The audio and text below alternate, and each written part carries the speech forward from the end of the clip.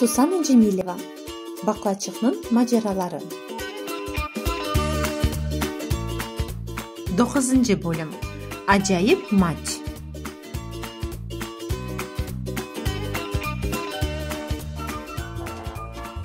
Лейла менен Энвер стадионга якынлашканда футбол ярышы энди башланган эди. Ракетанын тренери оюнун такып эти, футбол мейданы бою юре, оюнчуларын насихатлайды. Энвер бу вакытта Лейланын ич көрүнмөдөн отура ве оюнну сейретейди.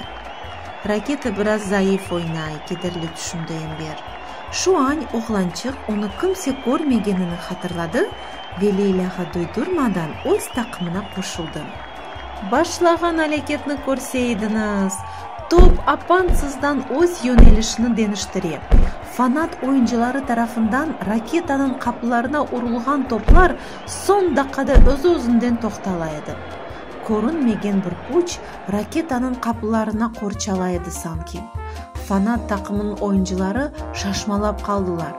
Ракета футболчулары исе көрүнмөгөн бу жардымдан ойле бир илхамландылар ки, бири-биринин артынан фанаттын капыларына уч топ кирсеттилер. Лейла эбет эршейни көрдү. Энвер көрүнмөгөн алда ракиплеринин капыларына эминлик менен топларын кирсетейди. Акем ракетанын галебесini илан этти. Такым иштиракчылары севинчинден секире, тренерлери исе шашкан алда эди. Энвер бакты ичине сыгмаган алда Лейланын янына келип отурду. Амма хайырлаулар эшитмек ерине кызынын сытык чырайын көрдү. Бу адалеттүү оюн дегиледи. Ве сиз галебени өзүңүз казанмадыңыз, деди Лейла жанланып. Ох, көкүс кечирди Энвер. Аклысың галиба. Амма напай кыйынды. Мен галебе казанмага бек истедим. Бакса такымыбыз насыл кубана. Амма ожаңыз сизин кадар кубанмаганына ошай, деди кызчык, четте турган ве түшүнчөгө далган ожаларына ишарет этип.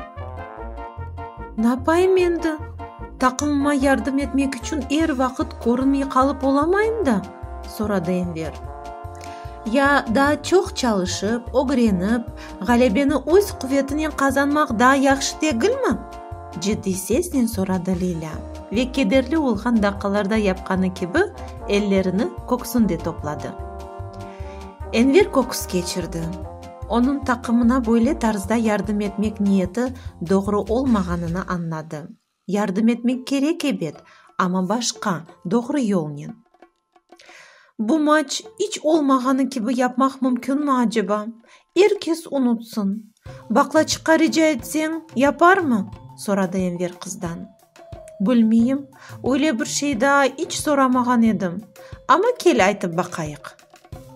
Лейла жебинден явлычык ичине сарылган баклачыкны чыгарды.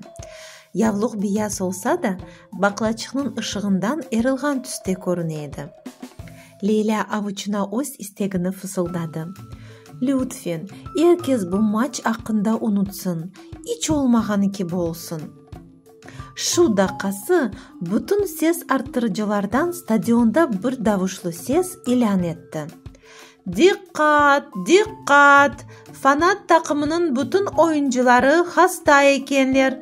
Бу себептен матчтын нетижелери лагу олуна. Лейла менен Энвер баягы атладылар. Кубанып турган арада Лейла стадиондан туруп чыккандар арасында таныш бири айрылганын көрмөй калды. Лейла башкаларга көрүнмөй калса да, баклачык өз мор нурларын сачмактайды.